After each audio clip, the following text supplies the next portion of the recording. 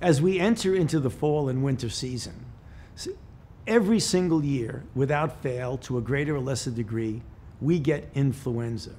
Now, one of the things that's particularly problematic is that we still have COVID-19 and SARS coronavirus 2 around, which means that as we get into the fall and the winter, it is conceivable, if not likely, that we could have 2 converging respiratory infections at the same time, which would make it very difficult to address each of them when you're not really sure where you are. So what can we do?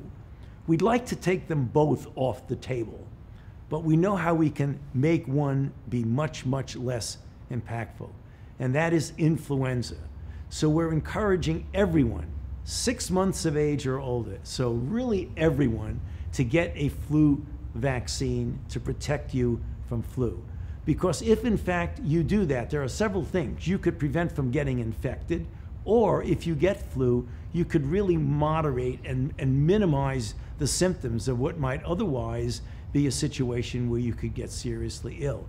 And also, it takes away from the complication of 2 respiratory infections at the same time. We're working very hard to get a vaccine for COVID.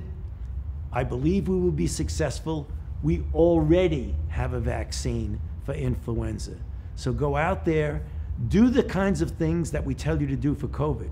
We might also say that one of the things that you can do, you have now 2 reasons to wear a mask, keep your distance, avoid crowds, and washing your hands. And the 2 reasons for that is that we know from our colleagues in the Southern Hemisphere that when they were trying to avoid COVID during their winter, which goes from April to the end of August, they markedly diminished the rate of influenza.